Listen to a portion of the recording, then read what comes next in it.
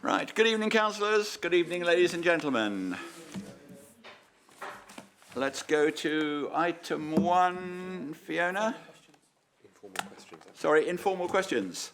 We have one. We have one.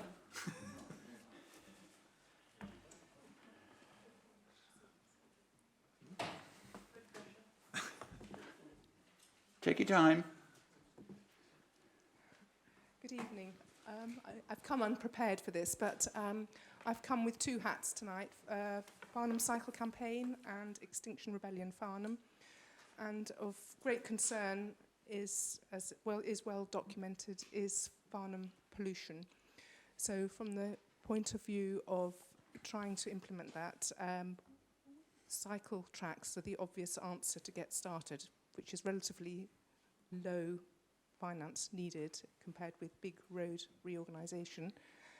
And I suppose my question really is there any hope that you can all work together in a positive way? Because the feedback comes to the electorate that really we're not getting anywhere because there's many different factions all coming from different angles and not working together. So if you could work very well with Surrey and Farnham councils and the people of Farnham as well, there are lots of groups who want to help and not hinder. I think, is there any chance we can get somewhere?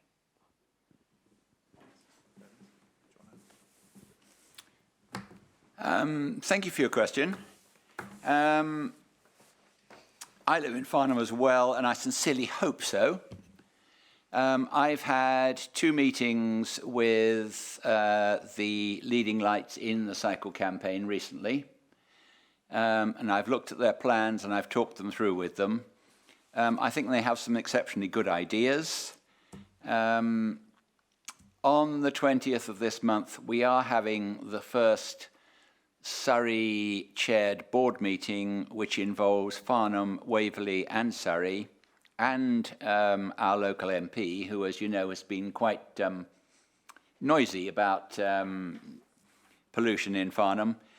I think probably for the first time ever, there is some joint will to do something about it. Maybe I'm being optimistic, but I really feel that there is some joint will. And a lot of political leaders have actually gone out on a bit of a limb and said they're going to do something. So I certainly will be pushing the case that's been made to me, because I'm going to be on that board, for seriously looking at cycling and putting some money in. There is a lot of talk going to happen in the near future about a roundabout and underpass at Hickley's Corner, which is something Surrey are very keen on. And I've discussed this with them also personally on a number of occasions, saying their highways want to increase the capacity and the speed of the east-west traffic along the A31. I've made it very clear to them that we want to increase the permeability for pedestrians, cyclists and motorists between the station and town. So we've started nagging them gently, well, not so gently actually, about pedestrians and cyclists. We're looking at some form of pedestrianisation in East Street, as you know, with the Brightwells complex. And we're also seriously looking about something in East Street. Our continual problem with pollution in the town is where do we put the cars if we get them out? And this has been a stumbling block. I'm hoping we can do something about cycling. I'm fairly confident we probably can, and hopefully we can reduce pollution, but it's going to be very difficult. It really is.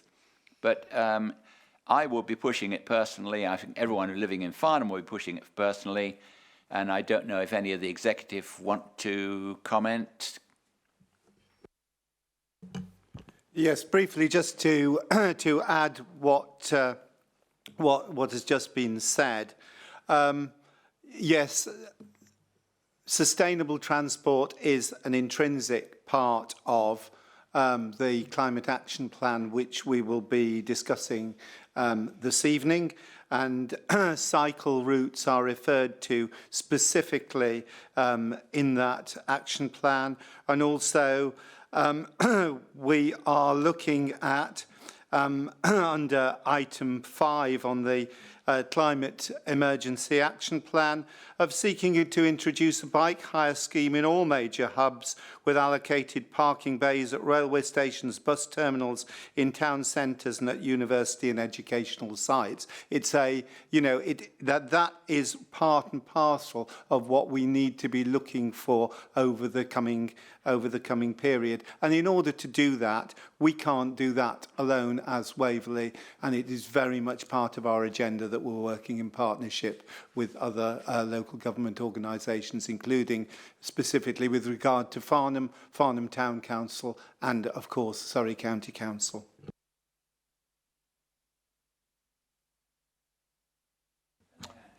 Yes, just to add on the general political point that you made, I think there is a surprising amount of cross-party amity and consensus in Waverley.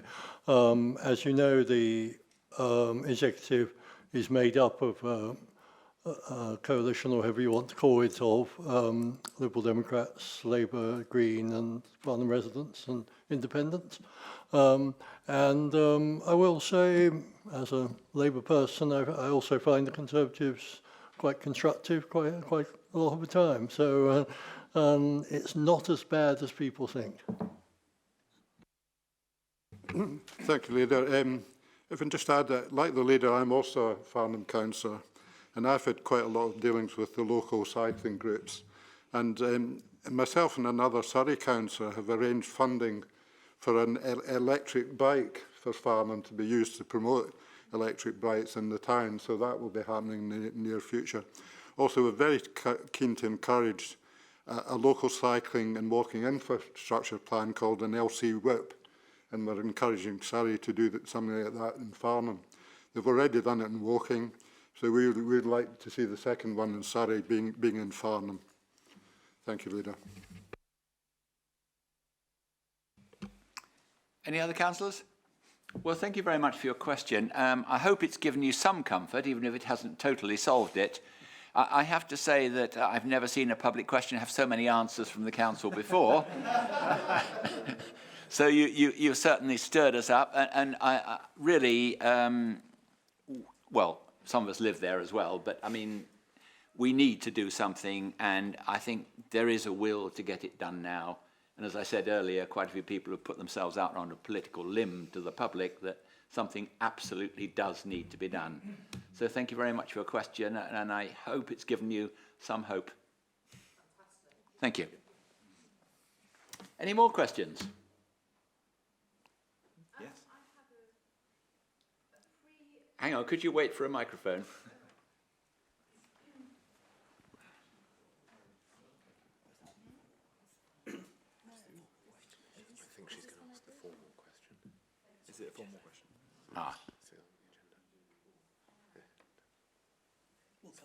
Is that the formal question? Oh, we'll do that. We'll do that later. Okay.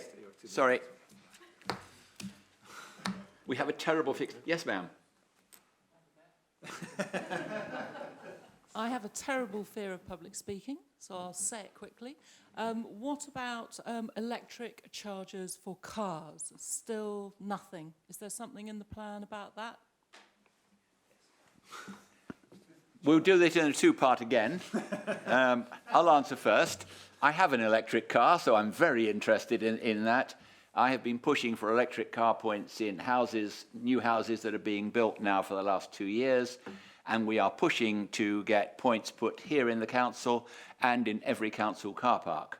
So we are pushing for it. We're probably not doing enough in numbers yet, but we are pushing to get it done. And I'll now let the portfolio holder answer it more fully.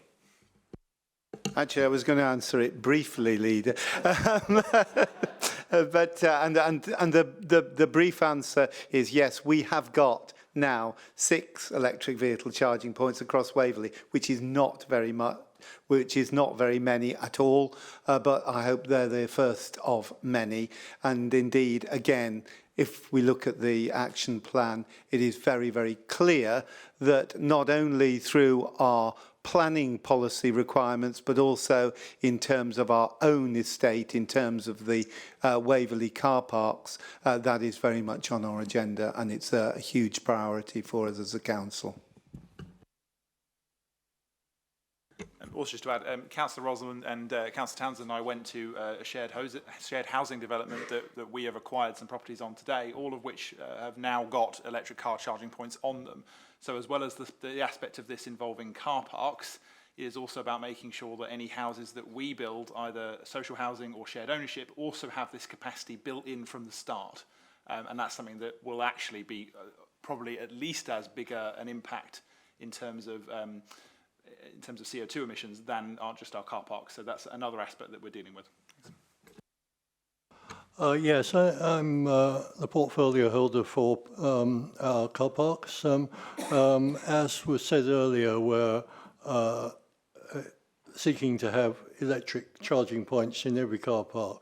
The issue that's slightly more difficult is new social housing, where on the planning side, you get the argument that because electric cars are still relatively expensive, residents in social housing may want non-electric spaces, and if we take too many electric spaces, they will then complain that they haven't been given due consideration. What we're trying to do is gradually increase the number so that we keep up with and encourage demand. What would be bad publicity for the scheme is if we had lots of empty spaces with reserved for electric cars, and people then started to complain about that.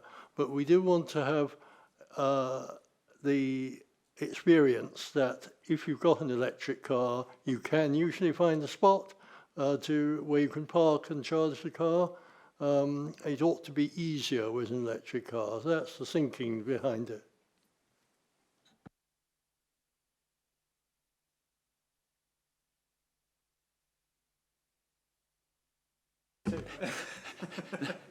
This is fascinating and really welcome that you feel able to come here and speak to us.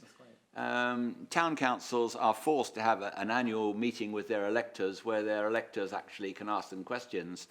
Borough councillors don't have to have it, and I rather think we should have, but this is really a very welcome. Go and tell your friends, preferably nice ones, to come and ask us questions. Okay, anybody else, or are we... Oh, I should keep quiet. Now, yeah.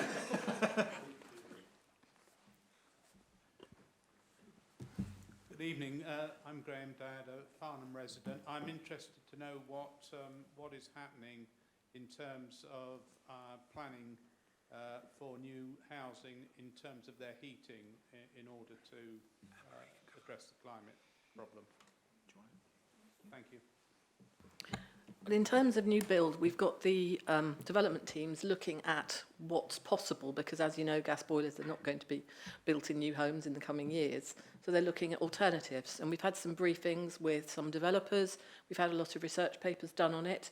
And the idea is to create a source of heating that is more effective in terms of being cheaper to run, but also is more climate friendly. So there is work being done. And things change all the time. You know, progress is happening day by day and things are changing. So it isn't something we're not looking at. It's an emerging picture and we're trying to take advantage of all the benefits there are. Of course you may. Okay. I'd just like to add to that this isn't new technology. And what I feel very disappointed by, I've lived here a very, very long time. There are thousands of new homes going up at the moment, and I'm almost 99% sure that all of those will have gas central heating boilers. We know that's unsustainable. We know that they're going to be redundant in a relatively short time. My house is over 120 years old, and actually, you know, it was built to last, and unfortunately we're building houses now that are not fit for purpose. And I'm disappointed that during the local plan consultation a couple of years ago, there were questions that were addressing sustainability, and that opportunity didn't seem to be fully exploited. I mean, we all know about ground source heat pumps, we know about solar has never been cheaper. All that technology is there, and it's been there for a long, long time. What concerns me is that we don't have time to continue business as usual. And I really feel that as policymakers, we'd really have to get up and we have to act now. It's no good saying in 10 years' time, new homes are going to be carbon zero. We need to be doing that now, and there is a real urgency about that. And I just wondered if the council have a sense of that urgency, because from your answer, I just wonder if it seems a little bit sort of relaxed. And thank you. Can I pick up that, first of all, with a couple of points, and then I'll let one of the other executives speak. We are a planning authority here, and we give permission for people to build houses. And until there is a government will and directive for us to be able to lay really firm restrictions on new builds, every time we lay what is deemed by a developer to be an unreasonable demand, they hike off to the inspectors in Bristol, they appeal our decisions, they win far too often at the moment, because the inspectors are government employees. So much as though I would like to say, right, no more gas boilers in houses, if you apply for to build houses with gas boilers in, we will refuse you permission. We will be overruled by government inspectors who sit in Bristol and occasionally come this way. We have had a number of rogue decisions that I feel are rogue decisions from inspectors. I have been up to Parliament. I have discussed this with Gendrick, and I have discussed it with Jerry Hyman? Sorry, Jerry. The other one.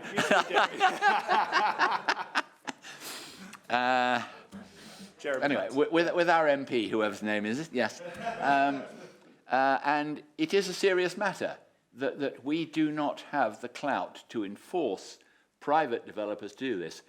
As Anne-Marie says, we are doing our best with our own technology and our own housing, but we cannot force people to do it. We cannot say you will put PV panels on your roofs. But believe me, we are a council that is really, really trying. We are badgering government to change, and we are doing our best.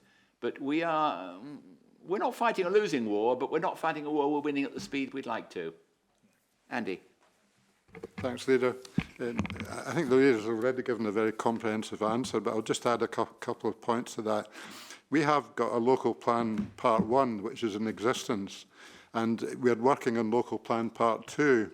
And particularly Steve Williams, our Green Councillor, has been pressing very hard for us to incorporate as many green ideas into local plan part 2 as possible. But we are constrained, and we have to go by the advice of our Chief Planning Officer and by government regulations, as the Leader has said. We will do all we possibly can to bring as many of the right ideas into local plan part 2. And I guess the positive thing is that things are changing at the government level due to public pressure, particularly from young people. Things are changing at the Surrey level. And we hear of declared a climate emergency as well. But I think Steve will probably want to add to what I have to say. We will do all we can. What we can do is we can review the local plan within 5 years, and we will do that as well. Yeah, I don't want to add much more to what Andy has said. I mean, essentially, we have had a lot of conversations about us going as far as we possibly can in the direction of sustainability as a council. And certainly, I think, rest assured, Andy and I are on the case so far as that is concerned. Beyond that, we are very much a council that will use our lobbying power to push government in the direction that it needs to go as a matter of absolute urgency. And I hope that members of the public will have seen from the responses of a whole range of members of this executive that this is a commitment that is not just that doesn't just belong to one member of this executive or to some small minority. It's actually the whole thrust of what we're doing over the next few years.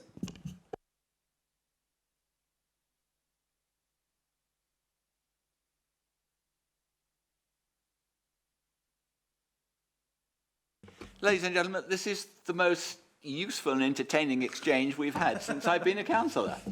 And thank you for your questions, and I hope we've answered them with candour and as much truth as we possibly can. So thank you very much. We've also overrun our time, which we will try not to do in future, but it's lost my bet on the time the council would end, but there we are. No, but seriously, thank you very much for your questions. They've been really appreciated, and I think they've been helpful to us and hopefully helpful to you.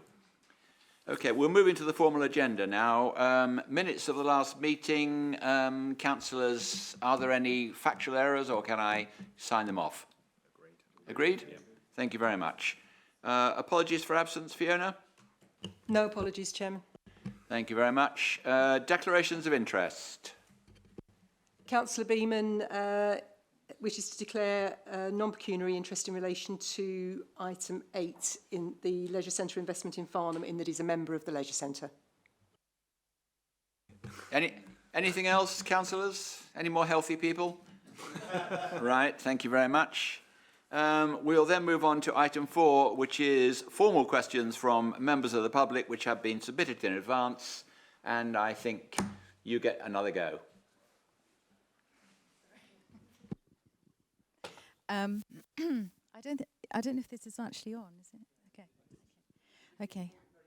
All right. I want to just start my question by saying dandelions. Most of you will think weed. I think it's really important that we understand that it's one of the most valuable sources of food for bumblebees. Without our insects, we lose our birds, and so the cycle goes on. And this relates to my question, which is, what plans has Waverley Borough Council putting forward to encourage biodiversity in the borough? The reason I'm bringing this up is last year, the State of Nature report 2019, produced by a coalition of more than 70 wildlife organisations and government conservation agencies, makes sobering reading. It concluded that the UK was among the most nature-depleted countries in the world. These species, including hedgehogs, hares, bats, many birds, such as the willow tit and the turtle dove, and many of our insects, are in danger. A quarter of all UK mammals and nearly half of all the birds assessed are at risk of extinction. So my question is, again, about as a council, is really about your approach with this new climate strategy, and whether you are able as a council to be able to work in a more integrated way, because we really need ecologists to be working in partnership with green spaces and planning and schools and hospitals. one of the difficulties, I think, in many local authorities is the compartmentalisation of different departments. And really, for this strategy that's being presented this evening, I really feel there needs to be a strong emphasis on communication and collaboration and working together. I realise there's a lot in this report that the portfolio holder, Steve Williams, is going to present tonight about funding. But one thing that is totally free is communication. And I think a willingness to communicate together could reap huge rewards and see the success of this strategy. For instance, how does Waverley plan to address the loss of our hedgerows? We've seen so many disappear in favour of close-bore fencing, and we can't mourn the loss of hedgehogs and our small mammals and birds if we rip out their habitats. So I really hope that, for instance, there will be a pollination action plan as a part of the biodiversity and the pesticide policy that I know is also being drawn up by Waverley. Because again, nothing exists in isolation. And I feel that Waverley could make a great success, for instance, of their pesticide policy if they were to promote it as a proactive way of promoting biodiversity and within their verges and school grounds and parks. For instance, flowers that are chosen in to decorate our public parks, very often they're completely useless for bees and other pollinators. You know, we need to be talking to one another, consulting, you know, what flowers look beautiful but are also brilliant forage for our bees. Okay, thank you. So really, I would just please urge joined up thinking. Please be willing to talk to one another, work across departments, and collaborate. Thank you. Councillor Williams. Yeah, just to respond very quickly to some of those points, the pleas that were just made about joined up working and the focus on biodiversity. I mean, certainly, I think the experience of the past 6 months where we've been drawing up a climate emergency action plan has been that all departments of the council have seen it as their duty as a result of that to actually take on board the issue of carbon reduction. And I think it's a very valid point to make that it is much broader than just the climate change issue, because actually biodiversity is also something which is seriously under threat. And it's not just seriously under threat because of carbon emissions, it's seriously under threat because of a lot of things that we do and we take for granted. And so the notion of biodiversity and the notion of rewilding, please be assured, because I know there's a passion in what I've just heard in that question, please be assured that that actually is part and parcel of our agenda too. And in terms of the detailed response to the particular questions that are asked about a pollination action plan and our changing policy on pesticides and herbicides and the issue of hedgerows. As part of our adopted service plans, the Council will be preparing numerous documents and action plans to help encourage biodiversity in the borough and put it on the centre stage of our Green Spaces service. We have already prepared a draft pesticides policy as referred to and an action plan which will be scrutinised at the Environment Overview and Scrutiny Committee in March before being taken to the Executive for adoption. Our intention is that we shall eliminate pesticide use in all but exceptional and defined circumstances within a period of 3 years. We have already begun dialogue with our contractors in order to secure this aim, and we will enter a dialogue with Surrey County Council in order to ensure that the work that we currently do on behalf of Surrey County Council conforms with our stated intention. In addition to the pesticide policy over the coming months and years, the Council has committed to the creation of further key documents, such as a biodiversity policy and action plan, and a tree vegetation policy and action plan. In addition, there will be an overarching green spaces strategy, which aims to be a supplementary document in the planning process, which actually goes back to a point which was made by another member of the public earlier on. And the scope of that is currently being debated by a subgroup of the Environment Overview and Scrutiny Committee. We intend that it will cover all publicly accessible green space estate across the borough. These policies and action plans and the strategy will be interrelated and interdependent. And with regard to the specific question on the loss of hedgerows, Waverley will do all in its power to increase the amount of hedges available, both through planting policies and using the sometimes somewhat limited powers of planning that we have available as far as we are able. May I just also add one other thing? One of my hats here is a portfolio holder for communications and engagement. So I want to very quickly add to Councillor Williams' statement. The status of this issue as an emergency gives it special status in terms of comms and communication and engagement out throughout the borough. So I just want to offer my assurance that it will be given the appropriate level of comms and engagement, that it's commensurate with the severity of the issue. So thank you.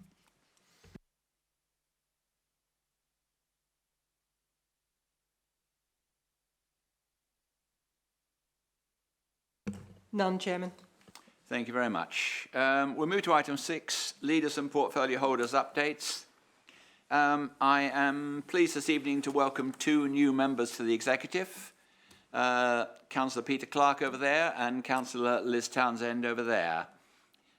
They come from different backgrounds, different parts of the borough, and as you can see, they're different sexes as well, so we're increasing our diversity. I'm sure they will add a lot to the council in enthusiasm and knowledge, and I would just like to formally welcome them to the council and introduce them to the public. Does any other portfolio holder have anything they wish to update us on before we move into the guts of the agenda? Other than just also welcome Councillor Clark and Councillor Townsend to the executive, I'm just also wanting to request if the portfolio holder for economic and finance has any update regarding the berries, if that's possible. Yes, Lee, I'll do that now. I'm happy to do that, although I'm sorry, I feel like I'm interrupting a much more worthwhile discussion that we've been having, although there are some elements of this that might touch on that as well. Thanks. So just to recap publicly on the berries options appraisal, which we approved on the 7th of January, which does seem to have attracted some inaccurate speculation since. So I want to start by emphasising that we're talking about an options appraisal that is specifically tasked with identifying and asking the questions that need to be answered before we go anywhere with the berries and its adjacent sites. It's by no means certain that this appraisal will identify any options that are good enough for the council to take forward even close to consultation. And I'd certainly caution anyone against jumping to any conclusions about answers to questions before they've even been asked. So this initiative now is to follow up on an outline evaluation conducted in 2018. That evaluation narrowed down and scored a very broad range of concept possibilities, and we're now advancing the highest scoring concepts I identified then, and within the context of our corporate strategy and our funding landscape. So what is being considered? Well, what it's about is to provide much needed new open market residential rental homes and apartments to deliver much needed revenue income to the council. It is to better utilise the current space, the current council HQ site, including the car park and the wharf car park, which will have not the principal but added benefits of providing more modern and more efficient office space for the council's HQ. It is to retain the Crown Court car park as a car park and potentially to increase the quantum of town centre car parking on top of accommodating car parking to support the new homes. And finally, it is to maintain or improve the accommodation of our current tenants in this building.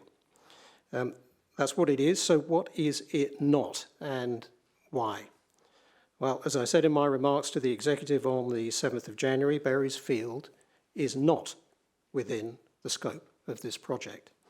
And while we'd also love to have a hub that includes possibly Godalming Library and thereby bring even that site into its scope, the library belongs to Surrey County Council and we can't count on that being available. What else? Well, it's not a relocation. We've committed to keeping this council in Godalming. The council staff are a material contribution to footfall in the High Street, and this redevelopment should also bring with it other opportunities for the town.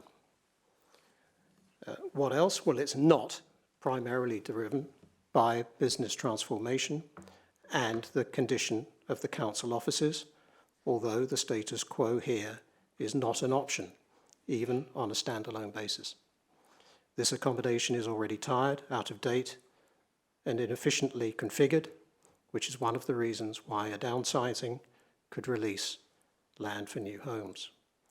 I previously described the costs of staying here as is, and the 2018 analysis concluded that while the council could incur expenditure with no upgrade to the building, just to keep it alive, to do so would not represent value for money, and so it's not an option. Any such money spent now will not prolong the life of the building by more than 10 years or so, at which point further capital expenditure is still inevitable. It is also on value for money grounds that a refurbishment of this building is also not being progressed, which brings me to touch quickly on environmental factors, which of course do also have financial consequences. Since declaring our climate emergency, everything we do now as a council is impacted by the declaration, and this of course includes our property investment strategy, where it is embedded in our overarching capital strategy. Moreover, as this whole project would primarily be a Waverley Borough Council residential development, we believe it's a good opportunity for us to make our contribution to meeting the area's housing target by delivering the homes that we need, where we need them, and to standards, environmental and otherwise, that a private sector commercial developer may not deliver. So while this initiative is clearly driven by our corporate strategy and financial prospects, all within our very tightly regulated powers, I could go on, it's equally important to remember that it's also one that was strongly endorsed by our residents in our budget priorities survey last year. I'll leave it there. Thank you. Thank you very much. Councillors, anyone else? Any portfolio holder comments? In which case, we will move to item 7, Climate Change and Sustainability Strategy and Climate Emergency Action Plan, which is in the hands of the portfolio holder, Councillor Steve Williams. Okay, thank you. I'm presenting two documents to the executive this evening, the Climate Change and Sustainability Strategy and the Climate Emergency Action Plan. And there is also a supplementary paper which has been circulated detailing our provisional carbon targets. The first of these documents, the Climate Change and Sustainability Strategy, reaffirms our commitment to becoming carbon neutral by 2030 and provides a commitment to building our resilience to the impact of climate change. But I would at this point want to emphasise that unless we and other local authorities and governments across the world take seriously the climate emergency, the most robust climate resilience measures will be rendered entirely ineffective. Which brings me on to the Climate Emergency Action Plan.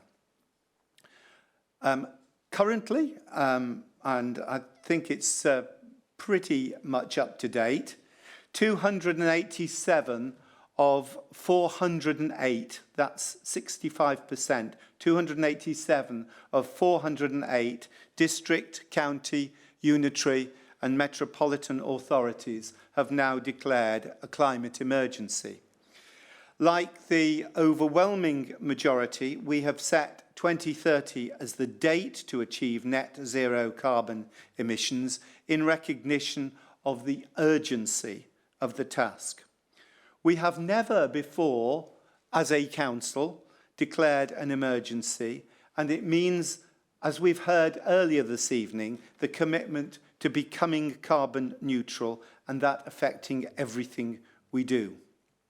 So it's not just about the £300,000 that we have allocated in direct expenditure to dealing with the climate emergency and our climate emergency action plan.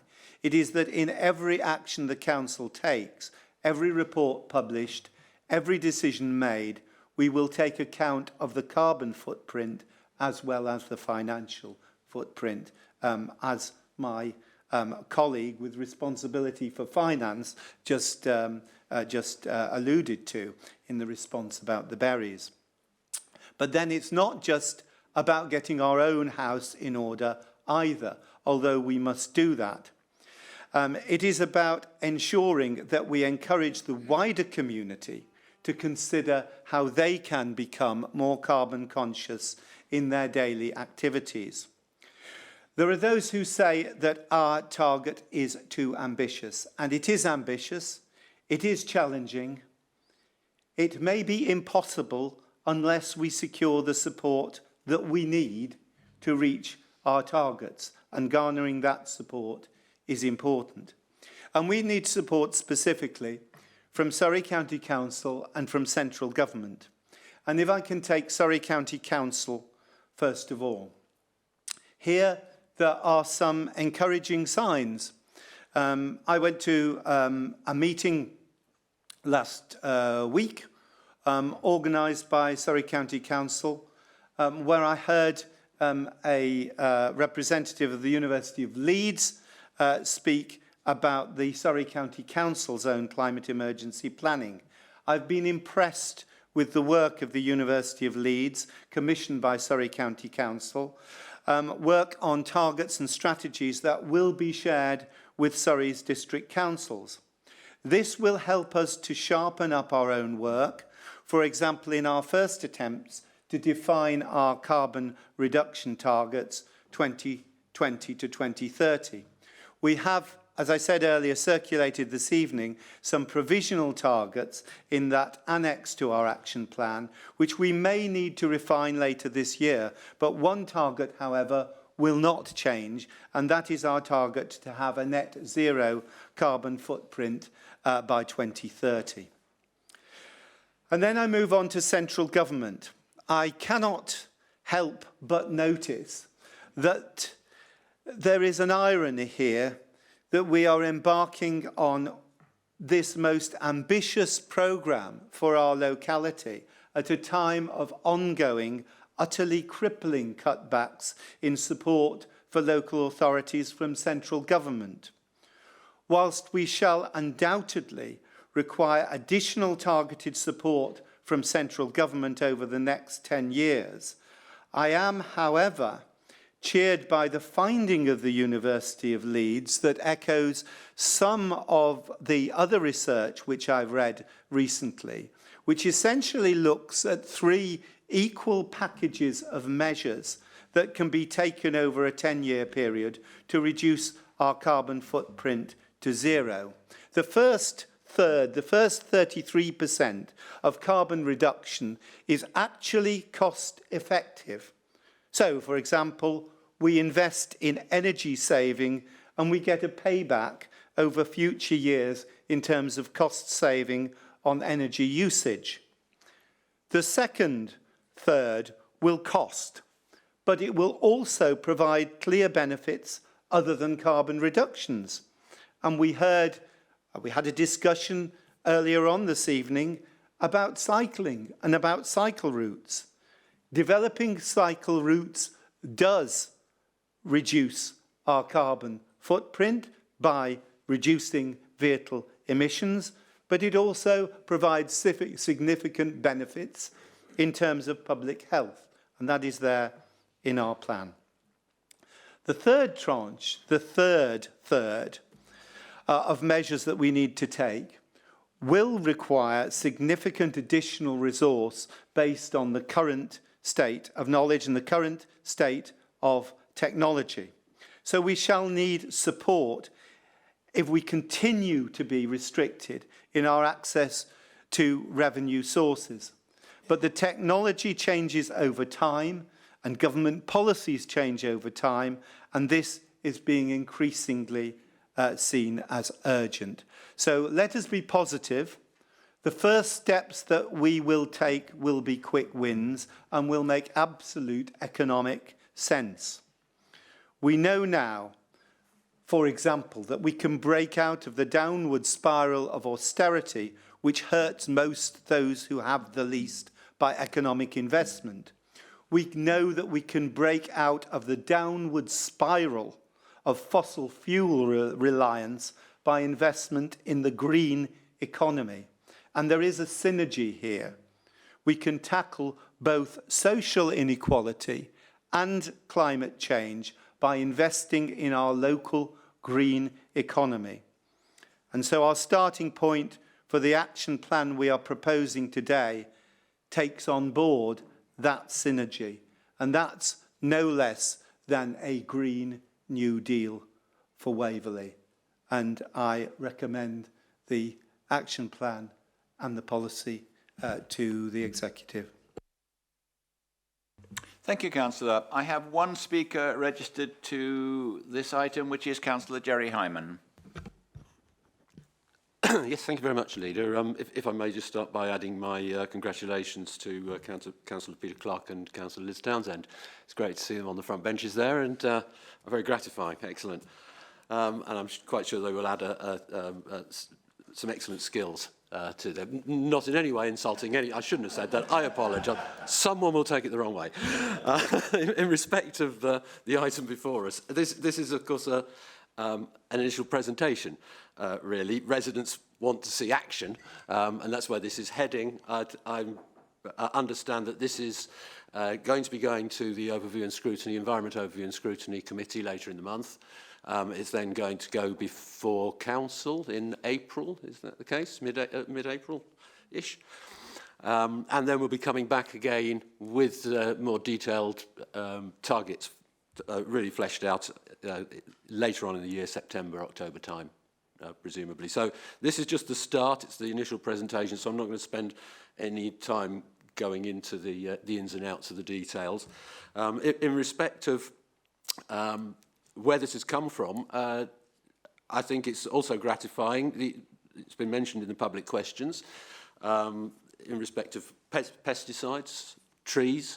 The actions that are being taken by this council have come from action and pressure from the residents, from the people who are here tonight, many of them, and a lot of other people, and a lot of work over the years that now these things are starting to be put into place in this council, which is very good. Carbon reduction, obviously we're very limited on what we can do as a council other than our own footprint, and told that you're not going to buy me an electric car, so, so we're going to have to keep surviving as we are. I'm going to have to walk. The pressure from the residents is paying off, and keep it up. It's working. In respect of air quality, we have.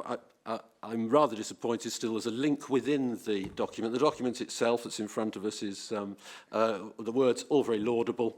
Obviously, we want the action eventually that comes from it, but all very good.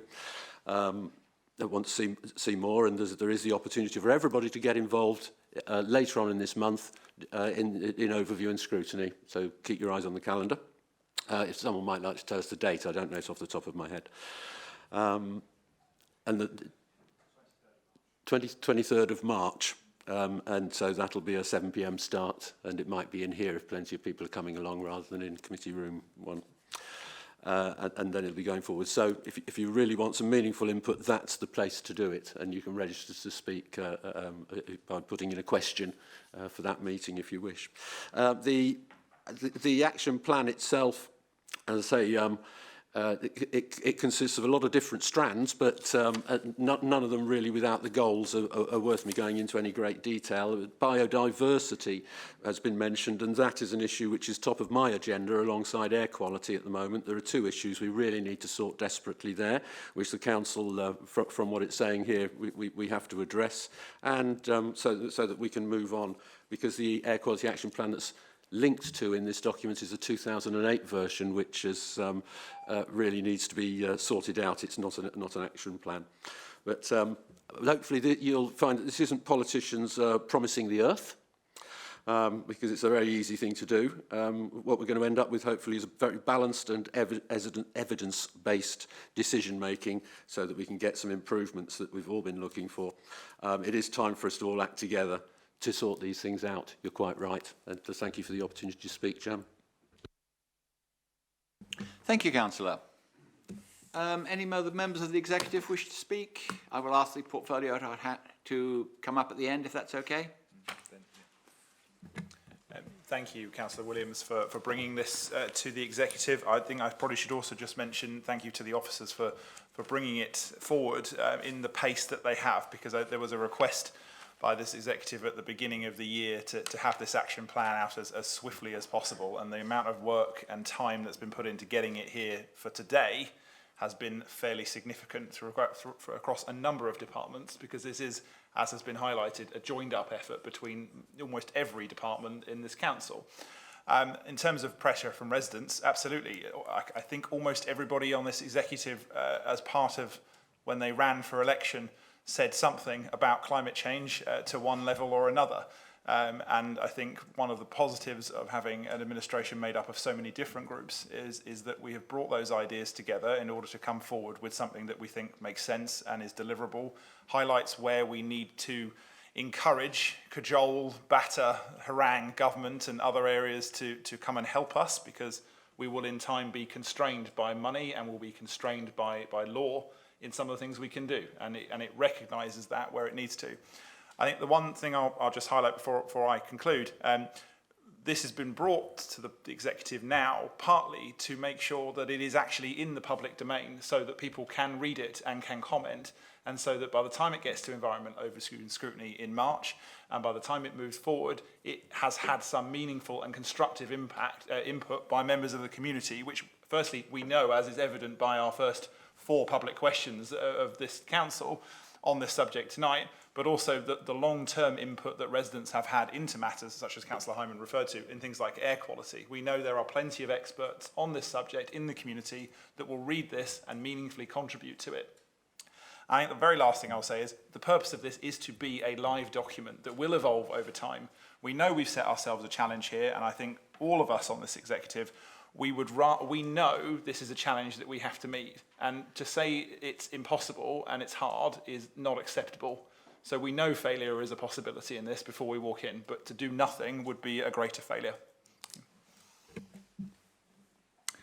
Councillor Merryweather.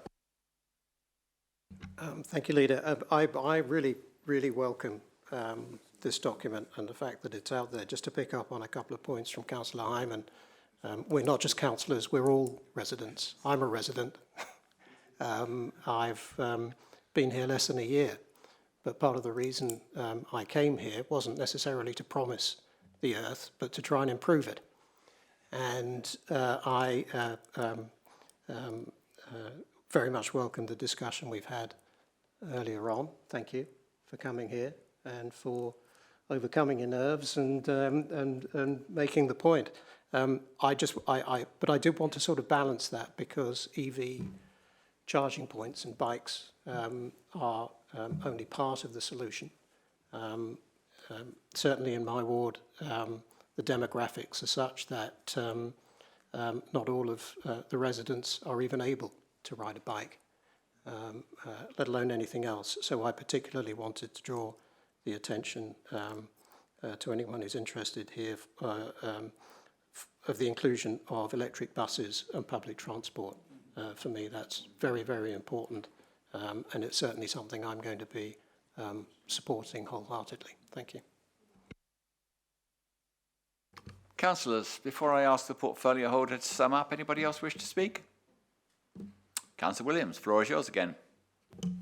Yeah, well, very briefly, welcoming the comments from Councillor Hyman. I think he was right to remind us that action is of the essence, and as my colleague Councillor Merryweather pointed out, if we are councillors that are promising the earth, actually we owe it to our children and our grandchildren and generations yet to come that we actually do our bit to try to save the earth, because that's fundamentally what this is about. And just in terms of where we go from here, as Councillor Hyman said, this will go to the Overview and Scrutiny Committee on the 23rd of March, and as Councillor Follows said, it is now in the public domain, and it is an action plan which will inevitably, with the changes that we will see over coming years, be fluid and will change in order to get us towards the target of carbon neutrality by 2030. And we are also entering a period of public consultation on this. The document is now out there in the public, and we will be embarking on a programme of public consultation which will be unveiled over coming weeks. And so really with that, I would leave this, and as I say, I commend to you the actions of this council. There's, well, limited in terms of a lot of things that we can do as a council, but we will do everything we possibly can, because everybody needs to be doing everything they possibly can, because this issue, this threat to our very future as a planet, actually requires us to act with urgency.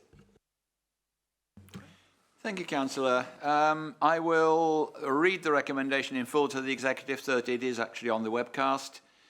It is recommended that the Executive A notes the draft Climate Change and Sustainability Strategy 2020 to 2030, which is Annex 1 of this report. B welcomes the work carried out so far on the development of the Climate Emergency Action Plan and notes its content, which is attached as Annex 2. C recognises the need for further work to define smart targets that will be measurable and tangible, and requests that officers present those in September 2020. And D invites the Environment Overview and Scrutiny Committee to contribute to this further development of the draft strategy and the draft action plan. Councillors, is that agreed? Agreed. Thank you very much, councillors. We will now then move on to item 8 on the agenda, which is Leisure Centre Investment Farnham. And this is in the capable hands of the current portfolio holder, Councillor David Beaman, and I believe it may be your swan song on this matter. Yes, indeed. This one will not die, I can assure you. Right, okay. It gives me great pleasure to present this report to you, Leader, in the sense that in July 2018, Waverley approved a capital budget of £1.5 million to improve the facilities at Farnham Leisure Centre. Subsequent, now that included the provision of a climbing facility for children and also other improvements to the leisure centre. Now, subsequent to that, of course, we have been in discussions with the contractors, we are people for leisure, and in fact, oh dear, I'm leaving. And I'm that boring. I mean, it's quite important, I think. People for leisure, in the sense that we've had to, and this is in our view of transparency, we've been in further negotiations and agreed some improvement to the management fee payable to the council. Now, but this has meant that we've had to change into the facilities to be provided under this capital expenditure. In the sense that the climbing facility was only ever not totally promised, and in fact in further negotiations the people who were going to provide the climbing facility have now decided to invest in Alton and Fleet. This was not because the council itself was tired, it was because of the decision of them. Then we've now proposed a different mix which improves the facilities for the children's play area and in fact a revised cafe area. It also, in particular, we should pay attention to improving the energy efficiency of the centre, which in line with the climate emergency motion, which is so important to us all. But I'm afraid that there is a small crash facility provided at the moment, which is only used by 4 children a day, and in fact we will have to close that facility because of its underutilisation.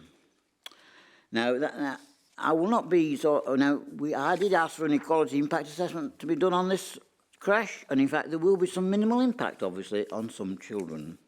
But nevertheless, there will be overall benefits to the provision of these facilities, and basically we have 3 recommendations which I would like the council, well, the executive committee to recommend to full council. Thank you very much. Thank you, Councillor. I have one speaker on this item as well, which again is Councillor Jerry Hyman. Yes, thank you very much, Leader.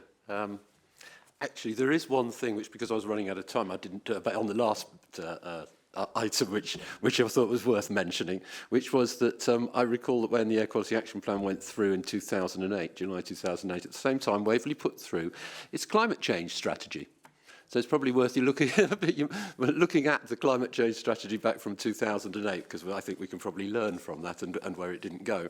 And on the matter of the leisure centre, this one, paragraph 4.5 in page 64 of your officer report, I think I noted it is, I can't really tell from this, it says, it explains that we were going to have a climbing wall for 1.5 million plus a few other bits and pieces, and that we're not going to have that wall. So I think there might be a little bit of consternation, from any residents who read this or see what we've got in front of us. They're thinking, well, we're not going to have the wonderful thing we wanted. So are we just spending the money on other things and looking for ways to spend it? I don't think that is entirely the case, but it's relevant to the point I'm going to be making.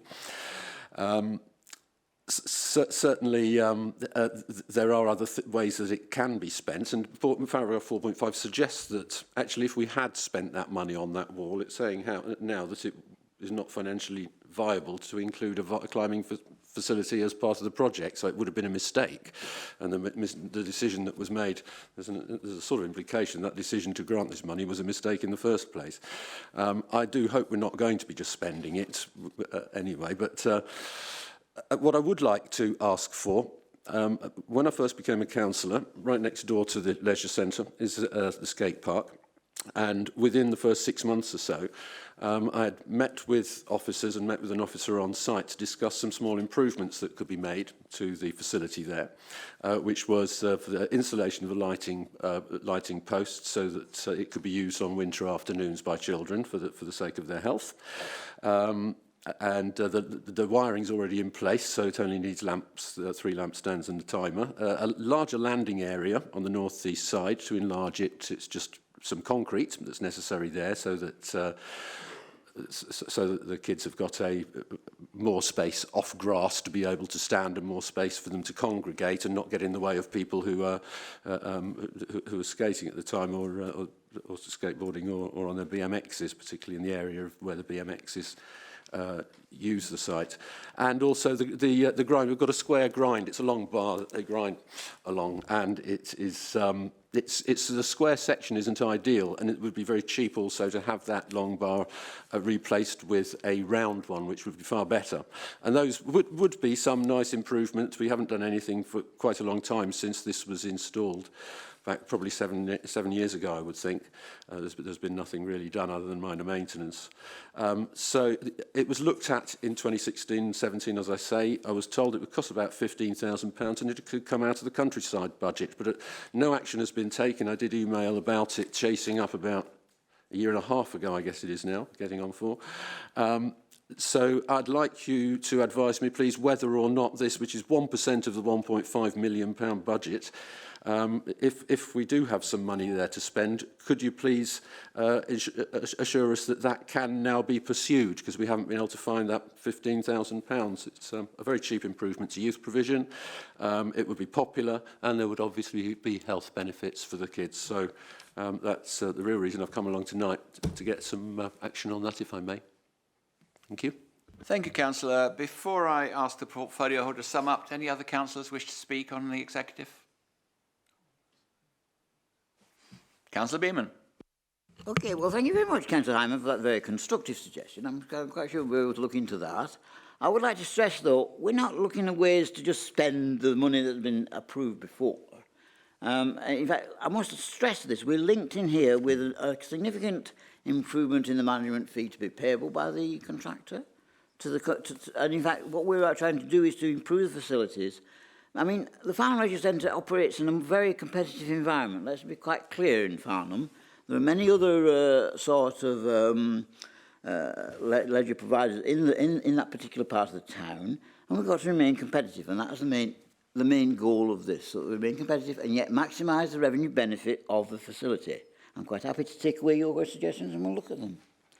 But I must stress that, you know, we've got to keep going. And I am thankful, in fact, that there was a period last year when I was a little bit concerned because of the Brightwell's development, that in fact membership was diving, but we've managed to plateau that out and stabilise it, and it is slightly increasing, believe it or not, because of the changeover. Well, that's an improving.